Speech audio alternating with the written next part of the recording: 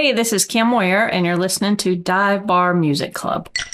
Welcome to Dive Bar Music Club, the low-key, high-taste happy hour for music nerds. Each week, we're joined by a rotating cast of regulars, people who live and breathe independent music. This week, we'll get to know Kim Ware, songwriter for the Good Graces, drummer for the punk band Yaller, and former booking agent. Part hang, part deep dive, it's Dive Bar Music Club. So grab a drink, slide into that booth, and get to know Kim Ware on this week's session of Dive Bar Music Club. So, Kim Ware, I am so glad you're going to be part of the regulars here on Dive Bar Music Club. What are you doing in the world of music these days? I'm a singer-songwriter, and I just released a new EP. It's called Grand Epiphanies. And I also play drums in a punk rock band called Yaller. And we've been really busy lately. We play a lot around the Carolinas. So that's primarily what I'm doing these days. Very cool. We're excited to get to know you a little bit more through the regulars and our fun chats coming up each month on Dive Bar Music Club. Thanks for being part of what we're doing. Yeah. So, Kim, you're playing in a couple of different kinds of bands right now, and y'all have been busy lately, but how did you end up where you are in music? Well, I was a big tomboy when I was a kid. And when I was in middle school and it came time to choose an instrument for the school band, I think I associated drums as being a boy instrument.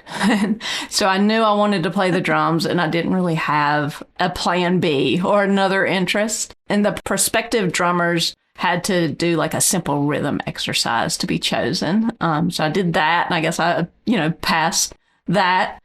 And it sounds cliche probably, but that became my first love really quickly. And I got my first kit at age 16, and I've been playing ever since.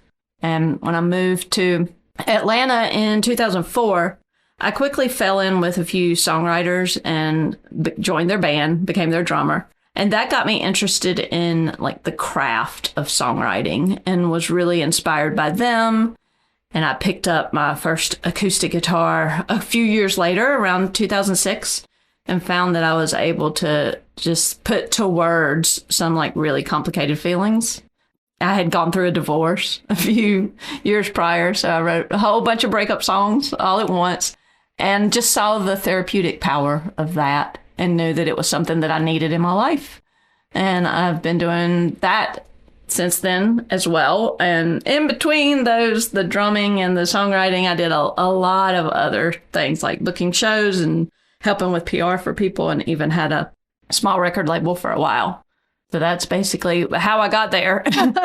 I love it. I love the route that it takes, but also all the way back to, big shout out to school music programs, extremely important, and we hope they continue. They're so, so important. Yes, absolutely.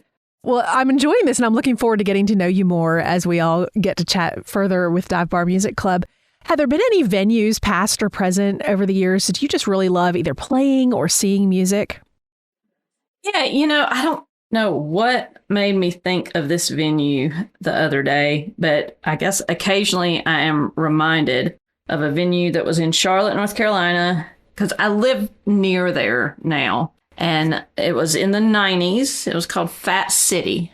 And that was, I guess, my introduction to the NODA neighborhood of Charlotte. Which I would liken that neighborhood to Little 5 Points in Atlanta, where I spent some time later. Agree. Yeah, just super cool, right? And in the 90s, I played in kind of an indie rock band, and I lived in Wilmington at the time, and we played at Fat City just a few times, but I just have really fond memories of it. I don't have the best memory. But for whatever reason, this venue stands out. I can still see it. I can still see what it looked like, from the stage. I can still see where the stage was. And I just remember the staff always being really, really nice, very unpretentious. And it was just cool. They had really good sandwiches as well, if I remember correctly. And it was just, to me, it was that perfect, neighborhoody, small to mid-sized room that it really defines the neighborhood when you have something like that. when you're fortunate enough, to be near something like that. And even though I only went probably a handful of times, like played there a few times and then went to shows there a few other times, but there's just something about that venue that's ingrained in my memory. I love that. I'm super familiar with the NODA area these days, but the 90s, I was up in the Kentucky area. And then you touched on the area that is my reason for being a music fan, which was, for me, the 80s of Little 5 Points. So fun.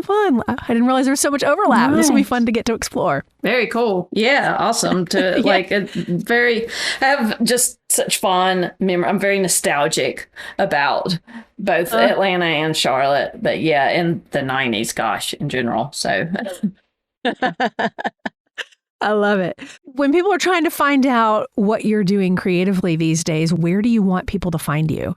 thegoodgraces.org is like my home base for my music, for my singer-songwriter stuff. And my band that I play drums in, I'm a Gemini.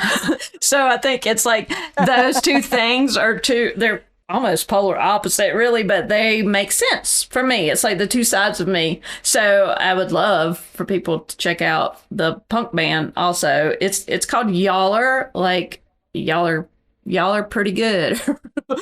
Y''ALL''RE. Gosh, it's not that easy to Google. It makes perfect sense. I'm getting now that I'm saying it. But yeah, I think it makes sense to us too. And we're on, all the social sites and all the streaming sites as well. We don't really have a proper website, but we're on all of those things also. I mean, you can probably tell from my accent, I'm super Southern. And I used to, I worked in the corporate world for a long time, and I don't know, I tried to get away from that, I think, because I thought that I needed to. And eventually, finally, I was like, you know what? That's BS. That's me. And I should just embrace it. So now I do. I hear you. I appreciate that. I went through the era of being a stage actor in the early 80s where we had to take classes on things like, let's lose that Southern drawl, y'all. So for me, it comes back more like if I'm tired or, the more comfortable I get, the more I slip back into it, which I'm not ashamed of at all. I wish I still had more of the accent that I used to. Yeah, it definitely comes out from me. Well, now it's just out all the time. But yeah, I definitely can relate to when I didn't live in the area I live in now and I would come to visit, it wouldn't take long at all. My husband would laugh. He'd be like, man, I can tell that you've been out of town this weekend. I'm like, yeah. And honestly, for podcasting, specifically audio-only podcasting, it really helps to have people with different accents. And that was something that was important to me so that listeners can get used to who we are and what we sound like. That makes sense. Yeah, and it seems like that would be more interesting to listen to, right?